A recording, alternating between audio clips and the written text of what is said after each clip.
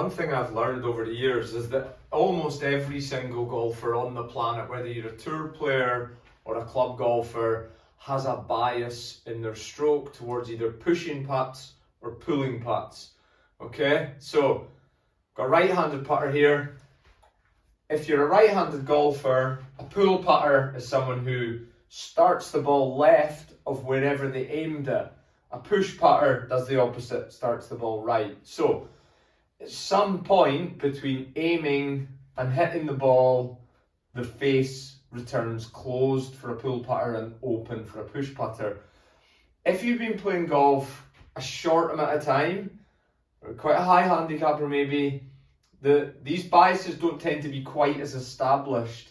The biggest biases I've quite often seen, or the most consistent and established biases, are actually quite often with good golfers, and especially ones that have been playing a long time, especially if you've not really done a lot of work around your putting in terms of finding this stuff out and really, doing drills and stuff to work on it. So I think it's valuable to know.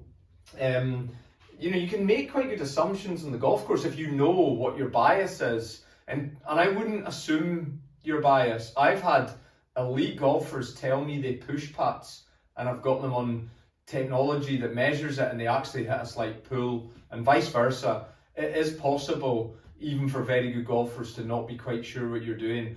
You cannot make an assumption just because a putt misses left. For a right-handed golfer, that's got to be a pull, and a right-handed golfer missing right means it's a push. So you quite often hear commentators on TV saying, oh, he pulled that one or he pushed that one, and it's a bit of a guess, I would say.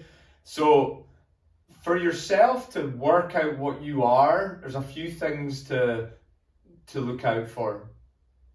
So one way you can try and find out what your bias is by working with gates.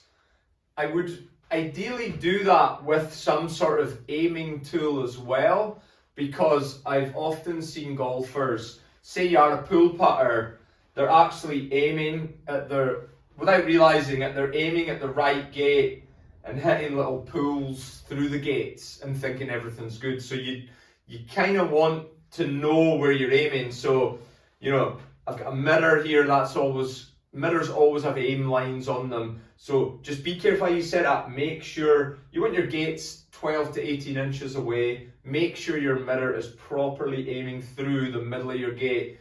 Something like this arcing mat's even easier because it's all one piece, and there's actually holes in the mat for putting tees in if you were on real turf. But on artificial grass, you've got to use gates like this or golf balls. But yeah, you can line it up with the holes here. So if my putter is aiming on this line before I make my putt, I know it's aiming through the middle of the gate. Roll a few putts. If you don't get it through the gate, is it always the left side you hit? Is it always the right side you hit? That's going to tell you if you're a push or a pull putter. Another thing to look out for would be your aim bias.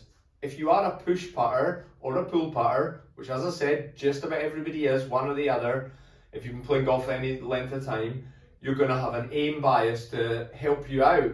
So right-handed golfer that pulls putts typically aims right, pulls it left.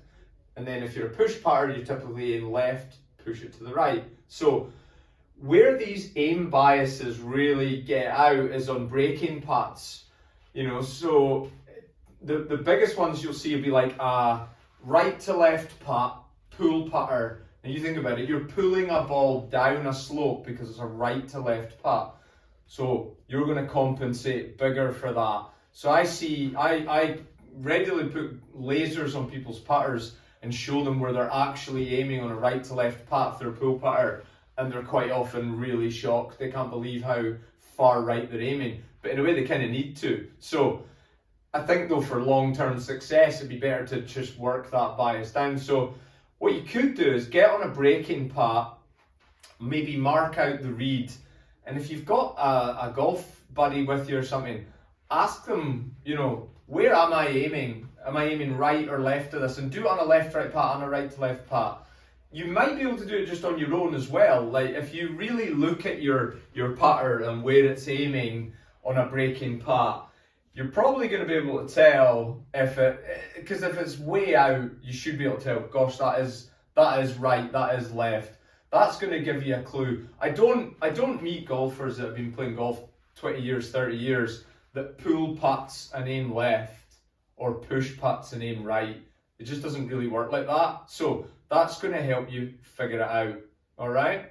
Once you've established whether you're a push or a pull putter, you then want to work on that to try and improve it.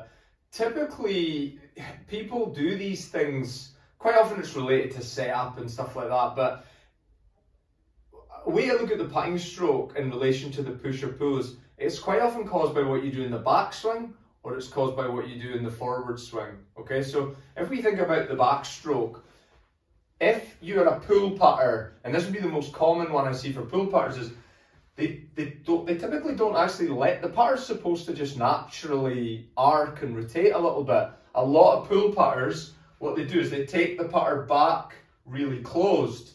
Then they actually might make an alright downswing, but the putter was shut going back. So that would be a really common one. You do get some pull putters though, they actually make a perfectly good backstroke, but then they really close the face over in the downswing. So it's quite good to know which one you are. You roll a few putts, you might be able to work that out. If you're a push putter, the backstroke could be fanning it open too much. So you fanned it open too much, you over rotated it, and then you come in open, or you make a good backstroke, but you really block it on the way through. Quite often that you see the lead elbow come way out from the body. So a couple of ideas about how to determine, whether you're a push putter, whether you're a pull putter, and what's causing it. Is it a backswing problem or a downswing problem? If you don't want to get into the nitty gritty of why you do it, just working on gates. You can put tees in the ground, golf balls in the ground, or you can purchase gates. You can use it with mirrors, you can use it with arcing mats, you can use all sorts of start line training aids. There's loads of great ones out there. So anything that you've got that can help train start line. So if you don't want to get into why things are happening and what's causing it, even just practicing on good start line aids, it might just, your body might just self-organize and do it better. Okay, but I do believe it is worth working down these biases. A final point about how it can be pretty useful to know if you're a push or a pull putter when you're on the course in the heat of battle. You can get answers as to why putts are missing. So let's say you're a right-handed golfer and you pull your putts. If you've got a straight 5-foot putt and it misses on the left, you could make a fairly safe assumption that was a pull. If it misses on the right, it's probably not a push. Pull putters don't push a lot of putts. It was an aiming issue, because remember, pull putters are likely to be right aimers. Okay, so a pull putter that misses right, it's probably an aiming problem. Misses left, it's a pull problem. And then opposite, if you're a push putter, you miss to the left, it was probably an aiming problem. Miss to the right, a stroke problem, a push problem, if you like. This sort of thing can be useful because you could just play golf all day, missing all your putts to the right or the left, not really knowing why, changing your grip, changing your stance, trying all these things. Or you could have actual pretty good answers that are fairly safe assumptions based around your bias. That's why I like golfers to actually know their stroke tendencies. All right, might give you answers, it might stop you doing it as often. We're all going to do it, but maybe work it down and save your score on a given day. All right, but working around gates and start line, well worth your time. Thanks for watching.